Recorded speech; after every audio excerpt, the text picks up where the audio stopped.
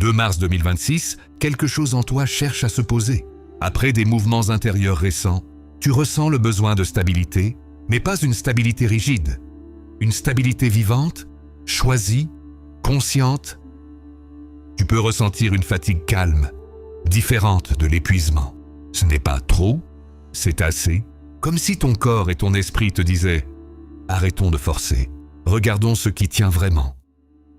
Par exemple, tu peux annuler un plan, refuser une sortie ou reporter une décision sans culpabilité. Avant, tu aurais insisté.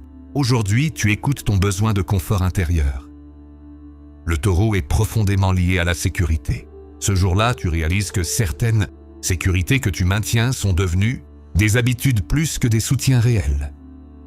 Émotionnellement, tu veux du fiable. Tu n'as plus envie de promesses vagues ni de relations instables. Tu cherches la constance, même discrète.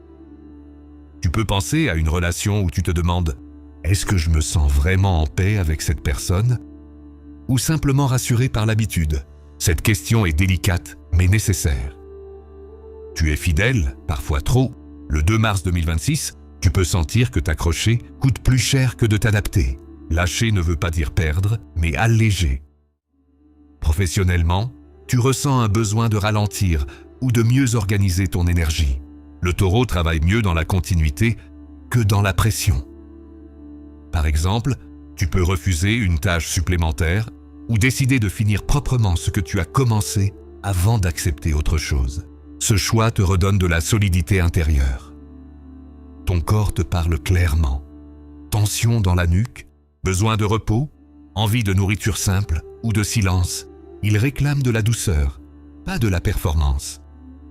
Le codex cosmique rappelle au taureau que la vraie sécurité ne vient pas de l'accumulation, mais de la cohérence entre ce que tu fais, ce que tu ressens et ce que tu acceptes. Retiens ceci pour le 2 mars 2026. Le taureau avance quand il choisit ce qui l'apaise vraiment, même si cela bouscule ses habitudes. Merci d'avoir écouté jusqu'au bout. Rendez-vous demain pour la suite de la lecture du Codex cosmique.